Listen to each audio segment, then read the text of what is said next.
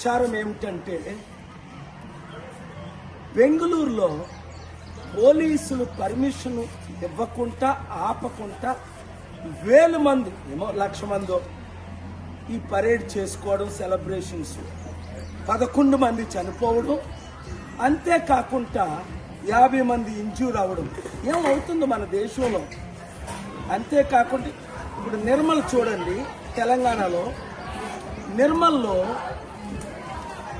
ఒక రైతు బిడ్డ ఎంఆర్ఓ ఆఫీస్కి వెళ్తే పోలీస్ ఆఫీసర్ ఆయన ఎత్తుకొని వెళ్ళడం, ఒక దొంగనో టెర్రరిస్ట్నో తీసుకెళ్ళడం బాగాలేదు. అలాగే తెలంగాణలో కూడా ఎన్నో ఇన్సిడెంట్స్ ఇలా జరుగుతున్నాయి, ఒకటే కాదు నిర్మల్లో.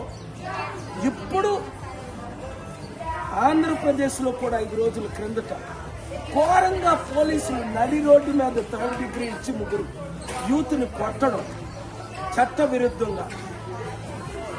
నిజంగా ఇది ఆలోచిస్తుంటే చాలా విచారంగా ఉంది, షాక్ అవుతున్నాను. ప్రజాస్వామ్యం ఉందా? మార్పు రావాలా వద్దా? ఆ మార్పు మనమే తేవాలి. నేను వస్తున్నాను వీళ్ళందరి విషయంలో. ఎందుకంటే నాకు మన ప్రపంచ శాంతి సభకు పర్మిషన్ ఇచ్చారా? ఇచ్చారా? మనకైతే 1000 మందితో జిమ్ఖానా గ్రౌండ్స్ లో పెట్టుకోవాలో, కళ్ళు మూసుకోవాలో, ప్రీచింగ్ చేయకూడదు, ప్రేయర్స్ తప్ప.